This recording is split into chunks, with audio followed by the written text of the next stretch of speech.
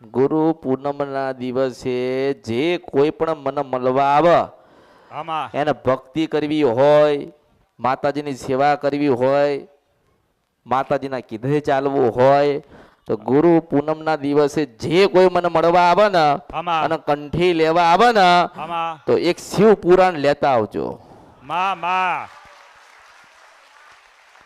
ગુરુ પૂનમના દિવસે જે કોઈ મારી પાસે આશીર્વાદ ને કૃપા લેવા આવે અને હું તો મોજેલી મેલડી છું, ગમે તારે તમારા દેવ દુઃખના સમાધાન કરી દઉં. પણ એટલું યાદ રાખજો કે ગુરુ પૂનમે આવો મારી પાસે તમારી પોતાની કંઠી બદલાવા કે લેવા માટે, ત્યારે તમે એક શિવ પુરાણ લઈને આવજો અને શિવ પુરાણ મને આપજો ને પછી હું તમને આપીશ.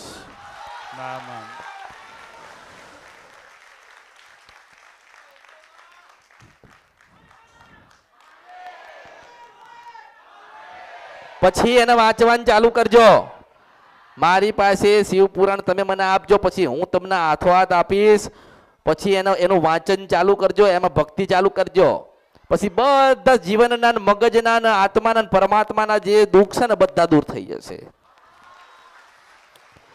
અને નક્કી કરજો કે દિવસમાં 1 કલાક વાંચવી.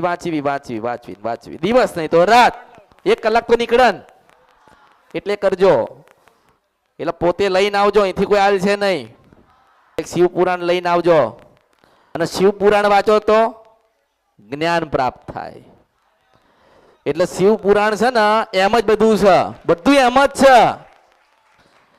શિવ પુરાણની અંદર જે રહસ્ય છે, જે દેવના સમાધાન છે, જે દેવની વાતો છે, જે દેવની રચના છે, પરમાત્મા શું કહેવા માંગે છે, આપણે ક્યાં જઈએ છીએ ને એ ક્યાં મોકલવા માટે આવ્યા છે, એ બધી રચના અંદર શિવ પુરાણમાં મૂકેલી છે.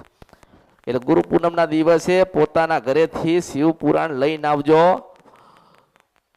એટલે હું આશીર્વાદ સ્વરૂપે પાછી તમને આપીશ, પછી એમાંથી કંઈક વાંચન ચાલુ કરજો.